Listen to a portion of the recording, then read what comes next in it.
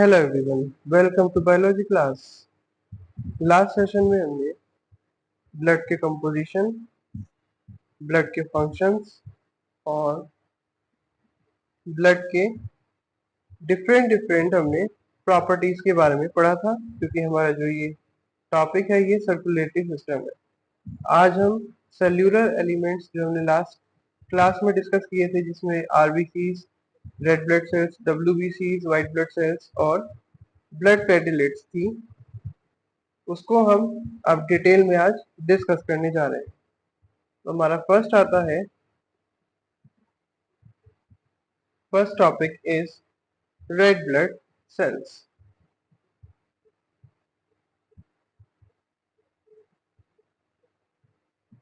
अब red blood cells क्या है? Red blood cells minute biconcave disc like structures हैं, जो कि सेंटर में फ्लैट है और थिक और राउंडेड है पेरिफेरी पर। सेंटर में फ्लैट का मतलब सेंटर पे वो फ्लैट है बिल्कुल, और राउंडेड है, थोड़े मुड़े हुए गोल है, और थिक है, थोड़े मोटे हैं पेरिफेरी पर। So this is about red blood sales की उसकी प्रॉपर्टियां, वो हमें दिखते कैसे हैं, ये हमने लास्ट सेशन में भी अभी थोड़ा पढ़ा भी था। आगे देखते हैं। Very small, red blood cells बहुत स्मॉल होती हैं और they are very small and about 7 micron in diameter, और जिनका डायमीटर है वो अराउंड 7 माइक्रोन होता है। स्मॉल साइज और concavities provides a large surface area for absorbing oxygen, और इसमें जो कॉन्कैविटीज हैं और जो इसका स्मॉल साइज है, इन दोनों की वजह से जो इसमें सरफेस एरिया है वो बढ़ जाता है। इसका साइज स्मॉल है और इसमें कॉन्कैविटीज है, मीन्स थोड़ी जो उसकी शेप है कॉन्केव है, तो कॉन्कैविटीज जहां भी वो स्पेस होता है तो वो लार्जर सरफेस एरिया प्रोवाइड करता है फॉर एब्जॉर्बिंग द ऑक्सीजन, वहां पर ऑक्सीजन एब्जॉर्ब करने में उसको हेल्प मिलती है। और एक एडल्ट मेल में 5 मिलियन आरबीसीज होती हैं, जबकि एक एडल्ट फीमेल में 4.5 मिलियन आरबीसीज पर क्यूबिक मिलीमीटर ब्लड में प्रेजेंट होती हैं। तो this is about red blood sales RBC, जिसको हम सेकेंड नेम इराइथ्रोसाइट से भी जानते हैं। अब लास्ट सेशन में हमने ये डिस्कस किया था, ये हमारी आरबीसीज हैं, ठीक है। तो ये आरबीसी जो है अभी इसकी हमने शेप पढ़ी है कि कॉर्नर्स में थोड़ी थिक होती है, कॉन्कैविटीज की वजह से लार्ज सरफेस एरिया होता है, वो भी हम देख पा रहे हैं। तो this is the property of RBC. Red blood sales की यही प्रॉपर्टी होती है कि ये सेंटर में आप देख रहे हैं कि ये फ्लैट है ना, और राउंड है और थिक है पेरिफेरी पर, मींस इसके जो कॉर्नर्स हैं या फिर जो उसके सराउंडिंग्स है वो थोड़ी सी थिक है और राउंडेड है। नेक्स्ट देखते हैं हीमोग्लोबिन। इसी के अंदर है एक टॉपिक हीमोग्लोबिन, क्योंकि हीमोग्लोबिन एक ऐसा केमिकल कंस्टिट्यूएंट है या ऐसा केमिकल कंपाउंड है आरबीसीज का, जो कि स्पॉन्जी बॉडी होती है, जिसकी कलरलेस, उसमें कोई कलर नहीं है। स्ट्रोमा जो है उसका, उसमें एक रेस्पिरेटरी पिगमेंट जो कि हीमोग्लोबिन है उसके नाम से जाना जाता है, और इसमें इसका जो कलर है रेड, वो आयरन की वजह से होता है, जो कि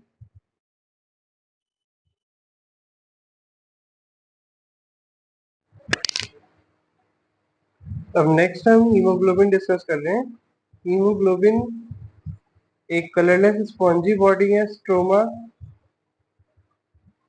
होता है, जिसमें जो एक रेस्पिरेटरी पिगमेंट कंटेन करता है, जिसको हम हीमोग्लोबिन बोलते हैं। तो ये आरबीसी के अंदर प्रेजेंट होता है। ये आयरन का पार्ट है जिसको हीमिन बोला जाता है, और प्रोटीन का पार्ट ग्लोबिन। ये दो वर्ड से मिलकर बना है हीमोग्लोबिन, जिसमें हीमिन का जो मीनिंग है वो एक आयरन पार्ट है और प्रोटीन एक ग्लोबिन है, तो ऐसे बनता है हमारा हीमोग्लोबिन। तो ये जो हीमोग्लोबिन है, इसका जो रेड कलर है वो आयरन की वजह से होता है। इसकी एबिलिटी है कंबाइन होने के लिए रेडिली विद ऑक्सीजन, मीन्स जल्दी से ये ऑक्सीजन के साथ कंबाइन होता है और फॉर्म हो जाता है oxy haemoglobin. But oxy haemoglobin क्या है, एक अनस्टेबल कंपाउंड है, मीन्स वो जल्दी से स्टेबल नहीं रहता। जल्दी स्टेबल नहीं रहता मीन्स कि वो हीमोग्लोबिन जो है ऑक्सीजन के साथ ज्यादा देर तक अटैच नहीं रहता है या उसके साथ रिएक्ट नहीं करता है। वो ऑक्सीजन को अपने से अलग करके और जिन टिश्यूज को ऑक्सीजन की नीड होती है उन तक वो ऑक्सीजन को पहुंचा देता है। ये एक बहुत स्मॉल क्वांटिटी में कार्बन डाइऑक्साइड को कार्बामाइनो हीमोग्लोबिन की फॉर्म में कैरी करता है। नेक्स्ट है very strong affinity for carbon monoxide. ये हमने एक बार एक सेशन में भी डिस्कस किया था कि कार्बन मोनोऑक्साइड बहुत हार्मफुल गैस है और अगर उसके साथ ये हीमोग्लोबिन अटैच हो जाता है तो एक ये स्टेबल कंपाउंड बनाता है जिसका नाम है कार्बोक्सी हीमोग्लोबिन HbCO। और इसका काम क्या है, ये बहुत हार्मफुल है। अगर ये हीमोग्लोबिन के साथ जाके मिल जाता है तो ये ब्लड में ऑक्सीजन की सप्लाई को या फिर ऑक्सीजन के ट्रांसपोर्टेशन को रोक देता है, जिससे भी किसी भी पर्सन की डेथ हो सकती है, जिसको कार्बन मोनोऑक्साइड पॉइजनिंग कहा जाता है। तो हम ये जानते हैं कि जैसे स्मोक जो है वो निकलता है, धुआं निकलता है फैक्ट्रीज में से। चलिए उसका एक अदर एग्जाम्पल है, हम दूसरा लेते हैं। घर में जब हीटर्स वगैरह यूज होते हैं तो लोग क्या करते हैं, ये अंगीठी जलाते हैं तो रात में उसको जला करके छोड़ देते हैं और रूम को बंद कर देते हैं और उससे ऑक्सीजन की सप्लाई कट ऑफ हो जाती है और कार्बन मोनोऑक्साइड उससे प्रोड्यूस होती है जो कि हीमोग्लोबिन के साथ मिलके एक स्टेबल कंपाउंड कार्बोक्सी हीमोग्लोबिन बनाता है। और उसी की वजह से ऑक्सीजन की सप्लाई कट ऑफ होने की वजह से जो जब नेक्स्ट डे देखते हैं नेक्स्ट मॉर्निंग में तो जो पर्सन है उनकी डेथ हो जाती है। इसी को कार्बन मोनोऑक्साइड पॉइजनिंग भी कहा जाता है, या यही एक रीजन है जिसकी वजह से जो लोग हैं उनकी डेथ हो जाती है। अब आगे आते हैं life and death of RBC. अभी हमने बहुत रेड ब्लड सेल्स के बारे में डिस्कस किया है, तो अब देखते हैं कि इनकी लाइफ क्या है और ये कब तक इनकी लाइफ स्पैन होता है। तो एडल्ट्स में जो है आरबीसी लॉन्ग बोन्स के मैरो में प्रोड्यूस होती है, रिब्स में, ब्रेस्ट बोन में और हिप गर्डल के इलियम में। एम्ब्रियो में ये लिवर और स्प्लीन में प्रोड्यूस होती है।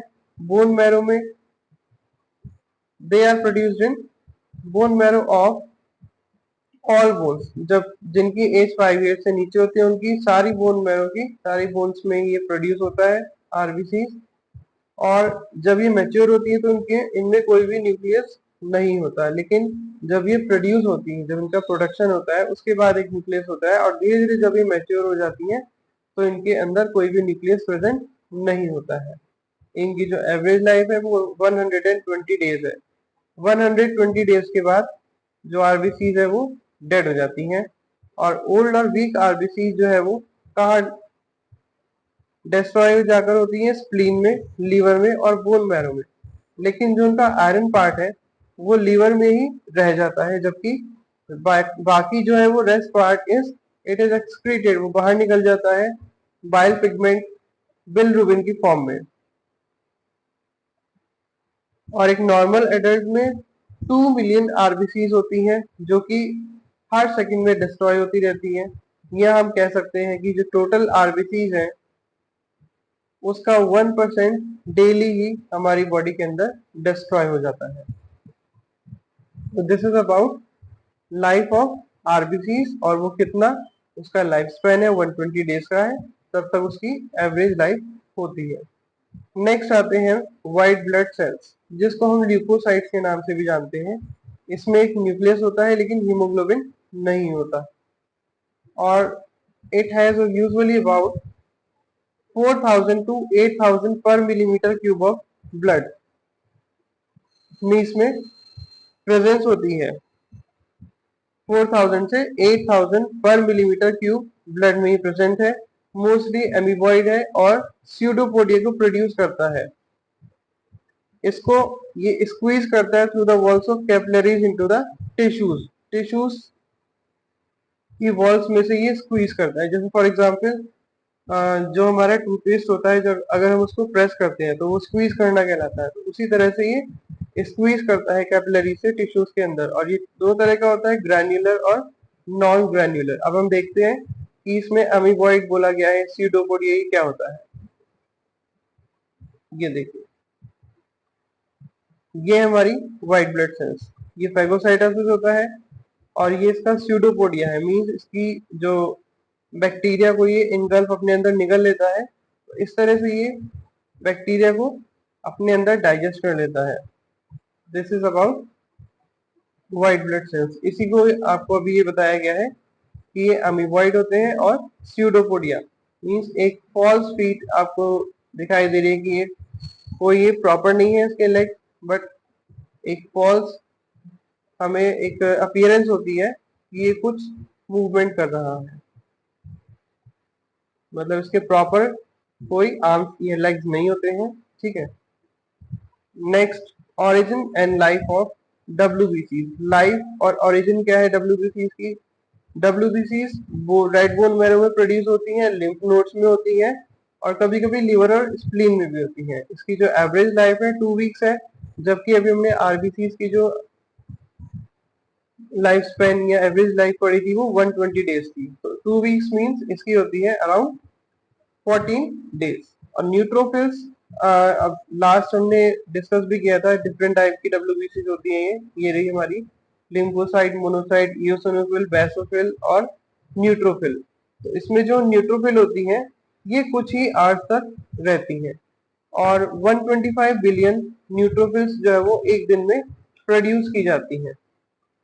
और अभी हमने डिस्कस भी किया था कि हमारे जो कुछ ग्रैन्युलर होते हैं मींस उनमें एंजाइम्स होते हैं, कुछ प्रोटीन होते हैं। ये रहा ग्रैन्युलर और नॉन ग्रैन्युलर। तो जो हमारे ग्रैन्युलर है वो हमारा न्यूट्रोफिल्स होते हैं, इओसिनोफिल्स होते हैं और हमारे बेसोफिल्स होते हैं। इओसिनोफिल्स, बेसोफिल्स और न्यूट्रोफिल्स, ये लास्ट के जो 3 हैं हमारे, दीज आर द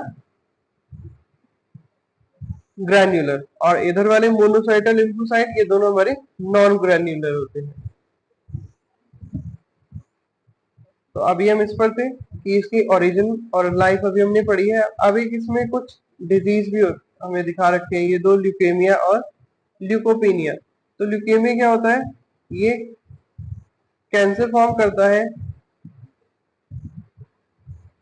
और इसका जो ट्रीटमेंट है ये ब्लड ट्रांसफ्यूजन है। ब्लड ट्रांसफ्यूजन का मतलब है 1 पर्सन से अनदर पर्सन में ब्लड का ट्रांसफर कराना ही ब्लड ट्रांसफ्यूजन कहलाता है, जिसमें ब्लड के डिफरेंट डिफरेंट जो एलिमेंट्स उसके अंदर हैं, जैसे प्लाज्मा हो गया, किसी का कोई अदर पार्ट है, जैसे इसमें जितने भी हैं ये न्यूट्रोफिल, मोनोसाइट, लिम्फोसाइट, डब्ल्यूबीसी के जितने भी पार्ट हैं मीन्स जो भी उसकी रिक्वायरमेंट होती है, जो भी एलिमेंट हमारे ब्लड के अंदर प्रेजेंट है, प्लाज्मा हो गया, तो जिसकी भी उसको रिक्वायरमेंट होती है वही ब्लड जो है उस ब्लड का वही पार्ट ट्रांसफ्यूज कराया जाता है या फिर उसको 1 पर्सन से अदर पर्सन में ट्रांसफर किया जाता है, जिसको ब्लड ट्रांसफ्यूजन कहा जाता है। इसको डिटेल में हम आगे आने वाला एक टॉपिक आएगा हमारे ये ब्लड ट्रांसफ्यूजन, इसमें और थोड़ा डिटेल में डिस्कस करेंगे। आगे देखते हैं ल्यूकोपीनिया। ल्यूकोपीनिया क्या है? इसमें जब डब्ल्यूबीसीज के नंबर कम हो जाते हैं, अब नॉर्मल डिक्रीज हो जाता है, मीन इसके नंबर डब्ल्यूबीसीज के कम होने लगते हैं, तो उसकी वजह से हमारा ल्यूकोपीनिया आकर होता है, ल्यूकोपीनिया कॉज होता है। अब देखते हैं कि फंक्शंस ऑफ डब्ल्यूबीसीज करते क्या है। अभी हमने एक आपको ये वाली स्लाइड शेयर की थी, इसमें हमने देखा था कि डब्ल्यूबीसीज जो है वो पैगोसाइट कर रही है, मींस ये अपने अंदर बैक्टीरिया को ले रही है, खा रही है उसको। तो इसमें से स्यूडोपोडिया, जैसे फॉल्स फीट अभी आपको बताया था कि ऐसा लग रहा है कि इसका कोई ऐसा स्ट्रक्चर है जो कुछ फॉर्मेशन कर रहा है, बट वो कुछ नहीं है, एक फॉल्स अपीयरेंस है जो बैक्टीरिया को इनगल्फ कर रही है और फिर बैक्टीरिया उसको डाइजेस्ट कर देते हैं। इसी को पैगोसाइटोसिस बोला जाता है, जिसमें कि न्यूट्रोफिल्स सॉलिड पार्टिकल्स को या सॉलिड सब्सटेंसेस को, स्पेशली बैक्टीरिया को अपने अंदर डाइजेस्ट कर देते हैं। और यही डिफेंस मैकेनिज्म है जो कि जो जर्म्स डिजीज कॉज करते हैं उनके अगेंस्ट वर्क करता है। अब नॉर्मल इंक्रीज अगर 50,000 से ज्यादा हो जाता है डब्ल्यूबीसीज का, तो इसका मतलब है कि हमारी बॉडी में इन्फेक्शन हो गया है, क्योंकि वो जितनी जल्दी जल्दी एक्ट करेगा, एक्टिविटी बढ़ाएगा, इट मीन्स कि जर्म्स जो है वो ज्यादा अमाउंट में हमारी बॉडी के अंदर एंटर हुए हुए हैं। तो इसलिए हमें इन्फेक्शन का जो है इंडिकेशन मिल जाता है अगर इसका जो नंबर है वो 50,000 से ज्यादा हो जाता है। नेक्स्ट हम देखते हैं इन्फ्लेमेशन। नेक्स्ट इसका जो है वो इन्फ्लेमेशन है। इन्फ्लेमेशन को थोड़ा स्वेलिंग भी हम समझ सकते हैं कि इसमें tissues, it occurs due to reactions of tissues to injury. अगर किसी टिश्यू में इंजरी हो जाती है या जर्म्स का लोकलाइज इन्वेशन, उसको जर्म्स जो है वो अटैक करते हैं, तो इन सभी में इन्फ्लेमेशन कॉज हो जाता है। उससे क्या होता है, इंक्रीज लोकल हीट। अब इसका एक बहुत इजी एग्जांपल है कि अगर कोई भी वैस्प वगैरह बाइट करती है तो लोकल हीट मींस बढ़ जाती है, रेडनेस आ जाती है, स्वेलिंग हो जाती है और पेन भी होने लगता है। नेक्स्ट, मोनोसाइट्स और न्यूट्रोफिल्स जो है माइग्रेट करती हैं through the walls of the blood. ये ब्लड के वॉल्स से माइग्रेट करती हैं through the walls of the blood vessels by diapedesis. ये इसका नेम दिया गया है। जब ये मोनोसाइट और न्यूट्रोफिल्स ब्लड वेसल से बाहर निकलती हैं तो इसको नाम दिया गया इनके मूवमेंट को डायपेडेसिस, और फिर वो फाइट करती हैं जर्म्स के अगेंस्ट और डिस्ट्रॉय करती हैं डैमेज सेल्स को बाय फेगोसाइटोसिस। ये भी हमने लास्ट स्लाइड में देखा ही था। और फिर एक होता है हमारा पस, ये हमने नाम जनरली सुना भी है हिंदी में भी। तो इसमें क्या है, it is compose of dead WBC. इसमें जो डब्ल्यूबीसी है, व्हाइट ब्लड सेल्स है, वो डेड होती है, जो कि टिश्यू सेल्स के साथ मिलकर they are destroyed by the bacteria. Bacteria इसको डिस्ट्रॉय कर देता है। नेक्स्ट, ये आपका हमारा इन्फ्लेमेशन होता है, ये ऐसा कि मींस प्रोट्रूडिंग सेल्स, जो सेल्स है वो थोड़ी बाहर दिखने लगती हैं, स्किन जो है वो स्वेल हो जाती है, तो ये हमारा इन्फ्लेमेशन कहलाता है। अब देखते हैं फॉर्मेशन ऑफ एंटीबॉडीज। एंटीबॉडीज कैसे फॉर्म होती हैं। एंटीबॉडीज का क्या नाम है, एंटीबॉडीज का मतलब है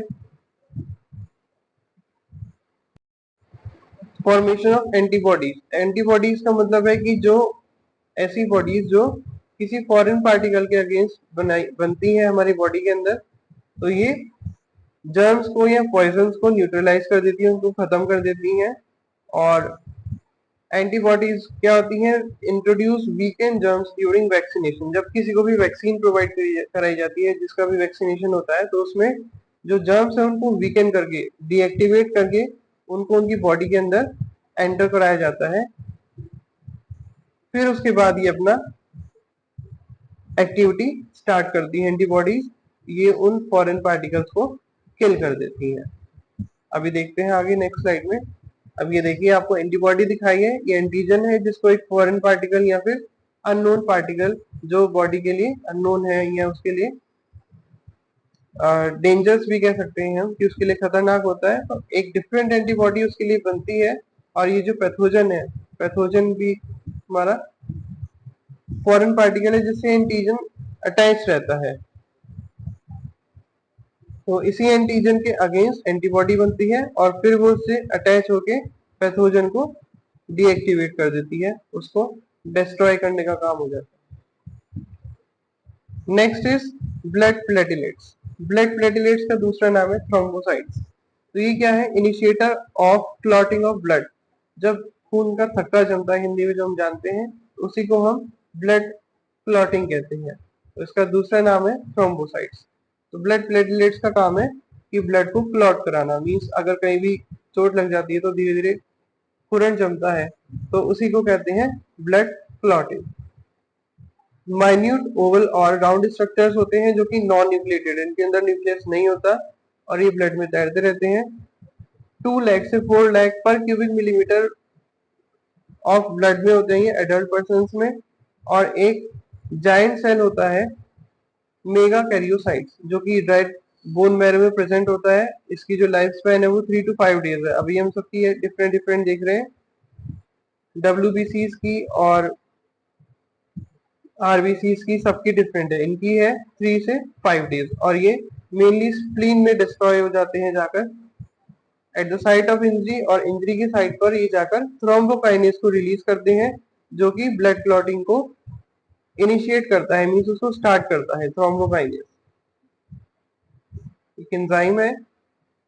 अब नेक्स्ट है फंक्शंस, इसके क्या फंक्शन है। प्लेटिलेट्स जो है वो थ्रोम्बोकाइनेज अभी हमने पढ़ाई है कि थ्रोम्बोप्लास्टिन या फैक्टर एक्स इसके नेम है, 3 नेम से ही जाना जाता है। इसको रिलीज करती है और ये एक एंजाइम है जो कि कैल्शियम आयंस के साथ रिएक्ट करता है प्लाज्मा, जो प्लाज्मा में प्रेजेंट होता है। और एक सब्सटेंस होता है प्रोथ्रोम्बिन जो कि इनएक्टिव होता है, वो एक्टिव नहीं होता, उसको ये एक्टिव सब्सटेंस में कन्वर्ट कराता है एंजाइम थ्रोम्बोकाइनेज, इसको कन्वर्ट कराता है प्रोथ्रोम्बिन से थ्रोम्बिन में। और जो हमारा फैट होता है विटामिन जो विटामिन के है वो एक ऐसा फैट सॉल्युबल सब्सटेंस है जो एसेंशियल होता है प्रोथ्रोम्बिन के प्रोडक्शन के लिए, बहुत जरूरी होता है विटामिन के। प्रोथ्रोम्बिन सॉल्युबल फाइब्रिनोजन के साथ रिएक्ट करता है जो प्लाज्मा में प्रेजेंट होता है और फिर उसको इनसॉल्युबल फाइब्रिन में कन्वर्ट करा देता है। और जो हमारी ब्लड सेल्स है वो ट्रैप होती है उसके फाइब्रिन के नेटवर्क में और फिर उसके बाद वो श्रिंक हो जाती है, सिकुड़ जाती है और स्क्वीज निकल जाती है प्लाज्मा से बाहर सीरम की फॉर्म में। और जो सॉलिड मास पीछे रह जाता है वही हमारा क्लॉट होता है या फिर वो थ्रोम्बस होता है।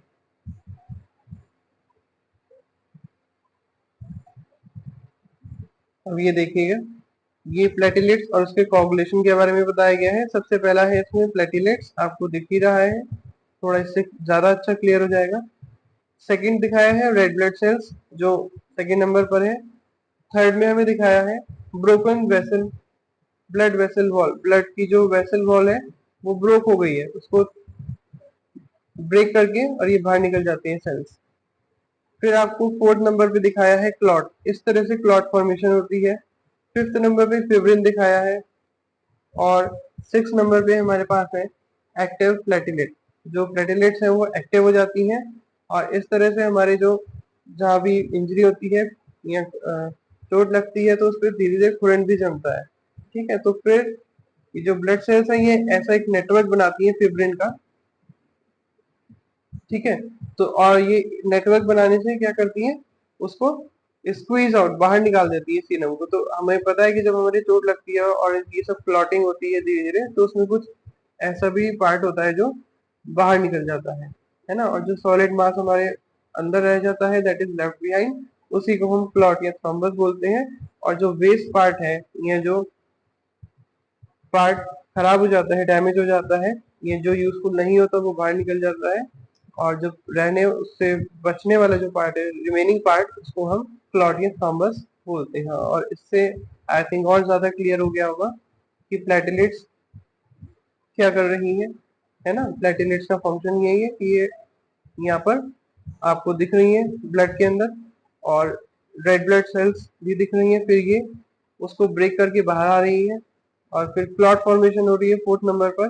फिर फिब्रिन है, ठीक है, तो फिब्रिन जो है उसको कवर कर रहा है। फिर प्लेटिलेट्स एक्टिवेट होकर के जो वेस्ट मटेरियल है वो बाहर निकल जाता है और बाकी जो रिमेनिंग पार्ट है हमारा थ्रोम्बस, वो सॉलिड मास की फॉर्म में रह जाता है। तो ये हमारा है ब्लड प्लेटलेट्स के बारे में भी हमने पढ़ा है। तो जो थ्रेड्स होते हैं फाइब्रिन के भी हमने देखा भी है, जब हमारे क्लॉट फॉर्मेशन होती है तो फाइब्रिन क्या है, थ्रेड लाइक स्ट्रक्चर्स होते हैं जो कि थोड़ा स्टिकी भी होते हैं। ठीक है, और जहां पर हमारे चोट लगती है वहां पर वुंड बोलते हैं चोट को, घाव जो हो जाता है, तो उसके अराउंड एक नेटवर्क सभी मैश बना लेती है। ठीक है, जैसे थोड़ा एक जाला होता है मकड़ी का, उस तरह से वो बना लेती है और वुंड गया हमारे चारों तरफ। तो ये हमारा ब्लड क्लॉटिंग हुई जो अभी हमने डिस्कस की। अब इस सेशन में हमने सेल्यूलर एलिमेंट्स को डिटेल में डिस्कस किया है, जिसमें हमने मेन जो हमारी चीज वही है कि इन सबकी लाइफ है ना, सबकी डिफरेंट है। एवरेज लाइफ इसकी आरबीसी रेड ब्लड सेल्स की हमने 120 डेज अभी डिस्कस ही की है और व्हाइट ब्लड सेल्स की 2 वीक्स अराउंड 14 डेज और ब्लड प्लेटिलेट्स की होती है हमारी 3 से 5 डेज। तो हमने तीनों को डिटेल में डिस्कस किया है। तो अगर आपको ये सेशन अच्छा लगा हो तो प्लीज इसको सब्सक्राइब शेयर लाइक जरूर करिएगा। जल्द ही हम नेक्स्ट सेशन में मिलेंगे आपसे, और नेक्स्ट सेशन में हम ब्लड ट्रांसफ्यूजन और ब्लड ग्रुप्स के बारे में डिस्कस करेंगे डिटेल में। इस सेशन के लिए इतना ही। थैंक यू, बहुत बहुत धन्यवाद आप सभी का। और आई एम वेरी हैप्पी कि व्यूअर्स हमारी 1000 क्रॉस कर चुके हैं। तो ऐसे ही बने रहिए साथ में, न्यू सेशंस हम बनाते रहेंगे, आपको शेयर करते रहेंगे, क्योंकि नॉलेज एक ऐसी चीज होती है जो जितना शेयर की जाए उतनी ही कम है, और जहाँ से जो चीज जिसको अच्छे से समझ आ जाए तो उसके लिए उतना ही अच्छा होता है। तो बहुत बहुत धन्यवाद सभी का, और नेक्स्ट सेशन में जल्दी मिलते हैं। सभी अपना ध्यान रखें, स्वस्थ रहें, और धन्यवाद। Very much thank you to all of you. Have a nice day. आपका दिन मंगलमय हो।